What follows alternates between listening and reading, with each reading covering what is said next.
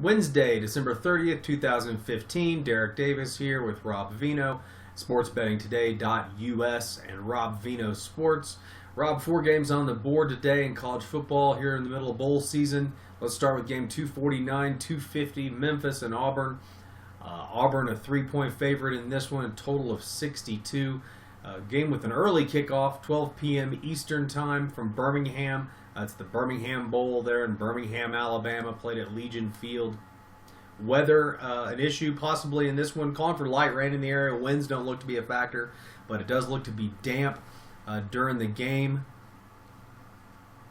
with scattered showers in the area, like I mentioned. Auburn, a disappointment pretty much any way you look at it, Rob, this year. 3-9 against the spread. We're only able to win 2 games. We're only able to win consecutive games twice. They were able to beat Louisville, then Jacksonville State, San Jose State, then Kentucky. But other than that, pretty much inconsistency, the name of the game for the Auburn Tigers this year. They've lost 2 of their last 3 straight up, 3 of their last 4 against the spread. And they get a Memphis team here, Rob, who will be without their head coach, and a team that has really struggled as of late. They've lost 3 of their last 4 after starting the season 8-0. 6-6 this year, Rob, against the spread for the Memphis Tigers. Memphis with some nice wins this year, Rob. Beat Bowling Green, South Florida, Cincinnati, Ole Miss, obviously the jewel on the crown there as far as victories for the season. But although they do get an underperforming Auburn squad, Auburn does have a lot of talent, Rob. Definitely more than Memphis. Although offensively, you might have to give the edge to the Memphis Tigers. Quarterback play for sure. But Rob, is good quarterback play enough in 3 points here? Is that enough for a better to take Memphis?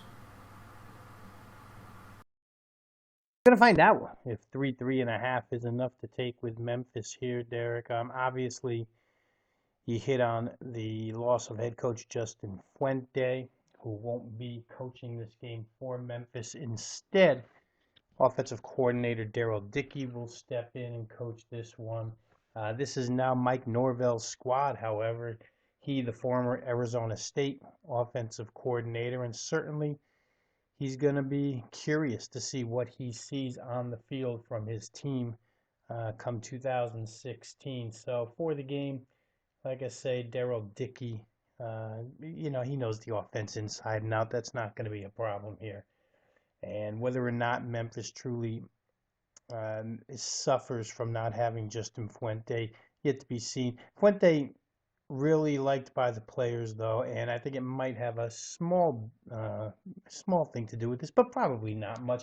Maybe what's more important is on the other side of the field, where Will Muschamp has left as defensive coordinator of the Auburn Tigers, going on to take the head coaching job at South Carolina. I'm of the opinion that had Will Muschamp been in charge of this defense, and had he had the month off to get ready to prepare for the Memphis up-tempo, fast-paced offense, I think that he would have come up with something to at least contain it. Now, I don't know if Memphis's offense will be stopped by an Auburn defense, which has had its troubles throughout the season. They've allowed 421, almost 422 yards per game. It's not a great pressure team. I saw a number where they're 107th this season in NCAA Division I football, FBS football, 107th in tackles for loss and in sacks. Now, a lot of that due to the fact that they didn't have their best pass rusher, Carl Lawson, all season long. Lawson back now and will play in this game, so maybe they can get a little heat on Paxton Lynch, the quarterback for Memphis. But the fact remains Auburn hasn't been special across the defensive front this year, not like they have in recent memory. And without a lot of pressure on Paxton Lynch, the Memphis air attack especially can go crazy here in this one. The other side of that coin is behind Peyton Barber and the offensive line that Auburn has. They should be able to run on Memphis. Memphis's rushing numbers from a defensive standpoint, rushing yards allowed numbers, they look real good. In general, the overview looks nice, but Memphis didn't have to contend with offensive lines the size of this SEC offensive line. They did take on Mississippi. They did beat Mississippi, but Mississippi could not run the football whatsoever at that point of the season. Not like the way Gus Malzahn's team likes to run it. So I think that you have an edge each way here as far as offenses are concerned. The game's being played in Birmingham. You would think that that would present a bit of an edge for the Auburn Tigers, but everything you read, there's not a lot of fanfare or excitement for Auburn in this game. I believe that if there is any excitement, it's probably behind closed doors at the practice sessions for Auburn. You have to believe that Gus Malzahn wants to use this game as a stepping stone to a more positive 2016. Preseason predictions on the Auburn Tigers were extremely high, and they did not exceed expectations. They didn't even come close to the expectations. So I think Malzahn, normally we talk about teams that are on the rise using these 15 practice sessions plus the bowl to set the tone for 2016. I think Auburn's in that boat right now. I'd be more inclined to say that Memphis would be the unfocused team.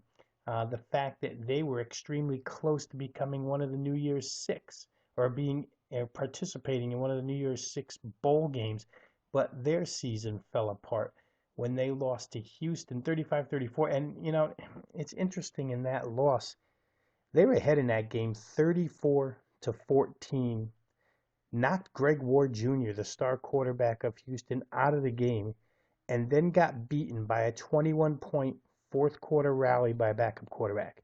So Memphis really played themselves out of a New Year's Six bowl game, played themselves out of a shot at the AAC championship down the stretch. I think you mentioned this. The only three teams they beat were lousy teams, Tulane, Tulsa, and SMU. Navy scored 45 on them and won. I mentioned the Houston game, and of course Temple beat them 31-12. So you're talking about the three best teams in the conference all beat this team, too decisively, and won with a 3-touchdown fourth quarter comeback behind a backup quarterback. So you don't know how good Memphis really is. Auburn doesn't know who their quarterback's going to be as of yet. Is it going to be Jeremy Johnson? Will it be Sean White? He looks like he's ready to go. All indications are that even with the knee brace, he looks pretty good. So, I don't know. This is a very difficult game, to tell you the truth. I think my gut tells me to lean towards Auburn, minus the 3.5. Odds makers set a total on this game, an opening number of 61.5.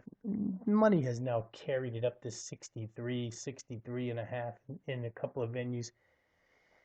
I don't know. I could see the game going either way. I could see it becoming a high-scoring affair, like the money seems to believe it will, but I could also see Auburn maybe controlling some clock here, and they haven't been a high-flying offense all season long. Don't know that they can be one here today. They did score a lot of points against Idaho, but certainly Memphis is more defensively capable than Idaho was.